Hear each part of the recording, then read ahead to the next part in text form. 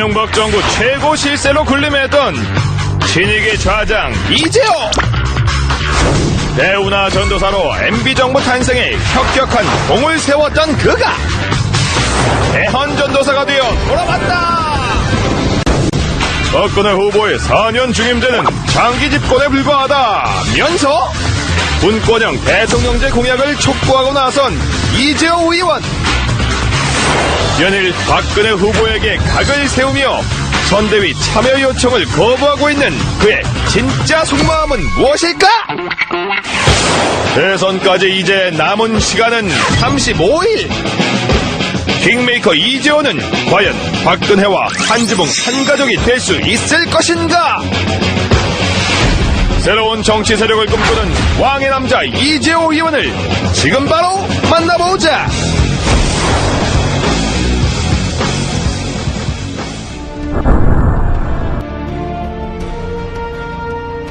지금 대선 전국의 그 큰 국가적 이슈, 이게 없지 않습니까? 네. 이제 이명박 정부가 끝나면 과거 이제 군사 독재에서 문민정부로 끝나는 한 시기가, 그러니까 김영삼 대통령, 김대중 대통령, 노무현 대통령, 이명박 대통령. 그러면 한 20년이라는 한 이제 시대가 이제 가지 않습니까? 네. 문민화되고 난 다음에. 그러면 여기에서부터 새로운 시대를 준비해야 되거든요. 네. 대선 후보들이 중요한 거는 한 시대를 마감하고 다음 시대로 넘어가는 국가적 큰 그림을 어떻게 그릴 것이냐. 네. 그것이 국가와 국민들에게 어떤 영향을 미칠 것이냐. 이 이야기를 해야 되는데 그 이야기에서 제가 몇 년 전부터 다음 시대는 개헌이고 네. 개헌의 방향 분권이다. 지금까지 우리나라가 권력의 문화가 지배해왔잖아요. 네.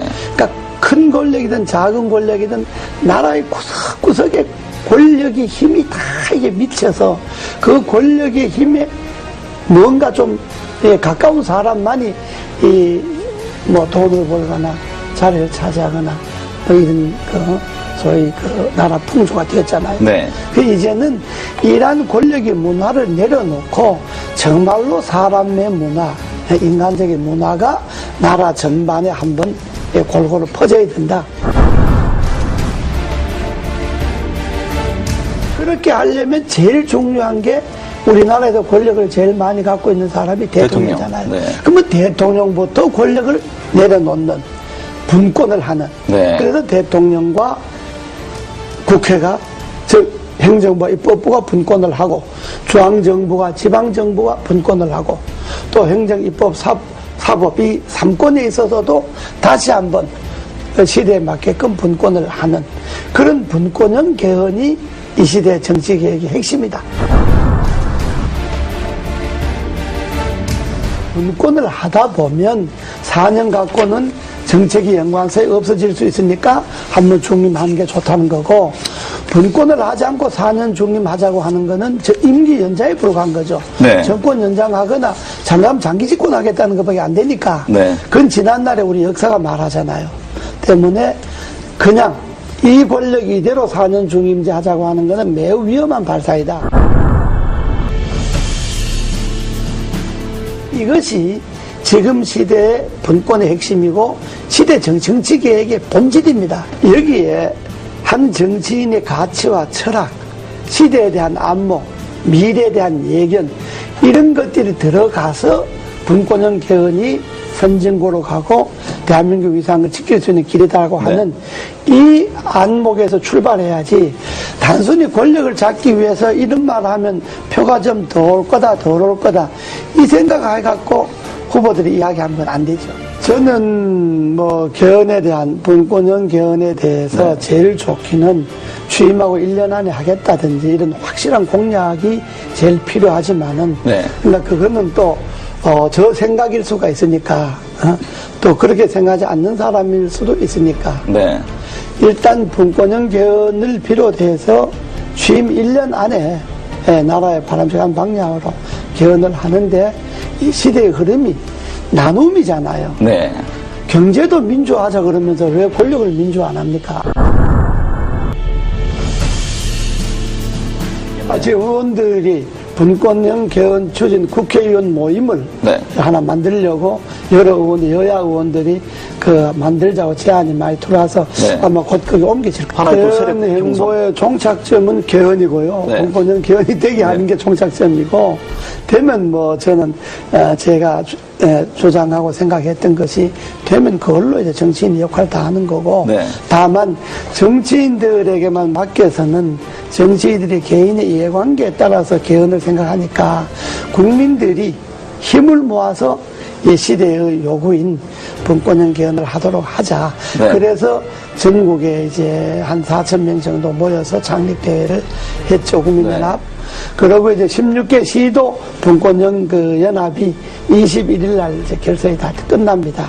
지금은 한 8개가 결성이 됐는데, 끝나면 각 시도, 시군 분권형 개헌 국민연합 대표들이 한 1박 2일 모여서 장시간 네. 토론을 할 겁니다. 대선에 분권형 개헌 문제를 어떻게 할 것이며, 또 대선 후보들 간의 이 주장을 어떻게 관철시킬 것이냐 하는 것들을 아마 전국 시도연합, 시군연합 대표들이 모여서 네. 한 1박 2일 정도 세미나를 합니다.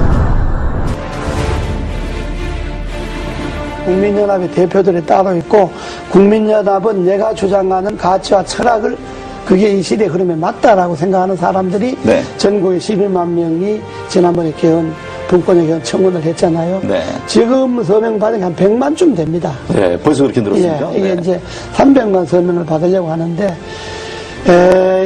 분권형 국민연합 각 시군 대표 이 사람들은 정치를 안 한 신인들도 많이 있고요. 정치권에 있었던 사람들도 있고. 네. 그러니까 정말로, 이 분권이 맞다. 시대 흐름의 분권이 맞다라고 생각하는 일반 국민들이 참여를 해서 11만 명 쉽게 네. 발견해 서명해서 개헌 국회 청원 나오고. 그렇다면, 일반적인 그런 제야단체, 국민, 연합, 이런 정치단체가 아니고, 네. 하나의 가치를 두고 뭉친 그러니까요. 그런 시민들, 국민들 그러니까 정파를 떠나서 가치 제너로 하겠다는 그렇습니다. 거 아닙니까? 모임이기 때문에 그거는 지금 발기인으로 개헌 청원한 것만 해도 12만 명이고, 지금 거기에 가두 서명을 한 사람만 해도 100만 명이 넘으니까 아마 국민연합의 결정이 어느 정도 효과가 있을는지는 아직 모르겠습니다만은, 그러나 대선 전국에 간과해서는 안 될 거예요. 서명한 회원들 100만 명 중에 앞으로 300만 명 서명을 받을 계획인데, 다 안 된다 하더라도 서명한 사람 중에 3분의 1만 어느 한 곳으로 표가 간다면 대단하죠. 영향을 미칠 수가 있죠. 네. 예. 아직까지 이제 그 가치에 제일 중요한 게 분권형 개헌이잖아요. 네. 그러니까 분권형 개헌 전에 분권이라는 데는 인식. 그렇죠. 지금의 시대는 나눔의 시대다. 나누고 남을 배려하고 양보하고 이런 시대인데, 지금 권력을 잡겠다는 건 그것하고 역행하잖아요. 나눈 것도 독점하고, 남을 배려하고 존중하는 것도 자기들에게 필요한 것만 배려가 존중이고, 쉽게 말하면 당 안에서는 대통합도 안 되고 당 안에서는 민주화도 안 되는데, 당 밖에 가서 대통합하고 민주화한다고 하면 그 진정성을 국민들이 어떻게 이해하겠느냐. 이런 점에 볼 때 가치관이, 철학이 같지 않구나. 선거를 앞둔 사람들이니까 여당 후보든 야당 후보든 후보 개인들에 대해서야 이렇고 저렇고 비판할 생각이 전혀 없습니다.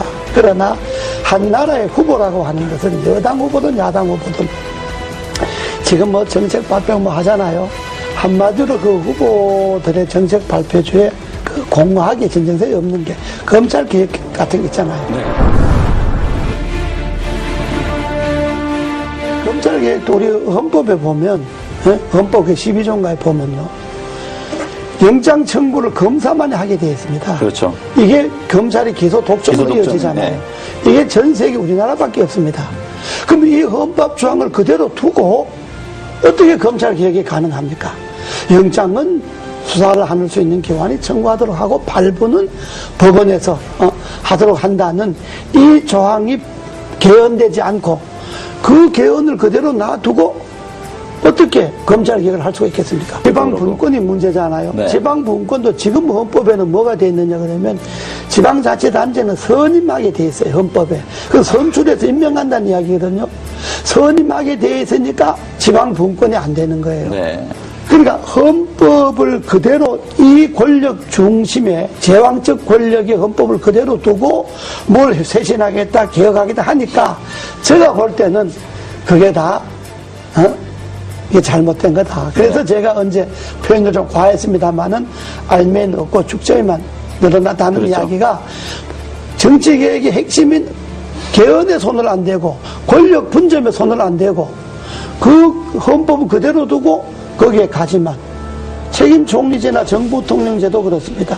현재 헌법을 그대로 두고 대통령이 총리를 임명하고 해임할 수 있는 권한을 갖고 있는데 어떻게 총리인데 권한이 갈 수가 있겠습니까? 한계가 있는 거죠. 저는 이번에 그 검찰 개혁에 있어서 핵심은 헌법에 소위 검사만이 영장을 청구할 수 기소 독점. 있다든지 네. 소위 기소 독점이 이거 없어져야 된다고 보는 그것이 제 핵심이다. 예, 헌법 안에서 검찰의 그 독점 권한이 없어지지 않는 한은 전 뭐 어떤 계획도 될 수가 없고 말씀을 지금 들어보니까 예. 경찰과 뭐 검사 수사를 두고 경찰 다투잖아요. 네.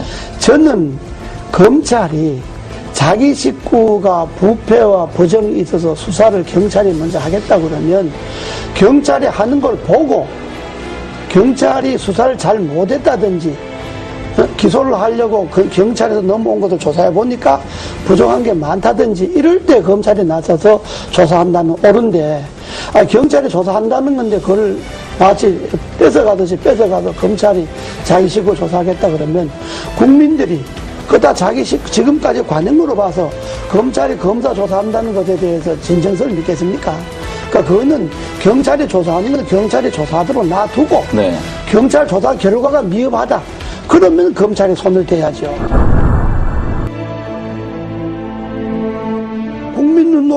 국민이 눈높이에 자기를 맞춰서 정치를 해야 되는데 되게 정치한 사람들 자기 눈높이에 국민을 보고 그렇다면 국민이 동의가 있으면 헌법도 무슨 뭐 국민의 동의가 있어서 개헌한다. 아니 당연히 국민이 뭐 안을 내야 동의를 하든지 반대하든지 하죠. 네. 국민들이 무슨 분권을 하라든지 뭘 하든지 안을 국민들이 냅니까?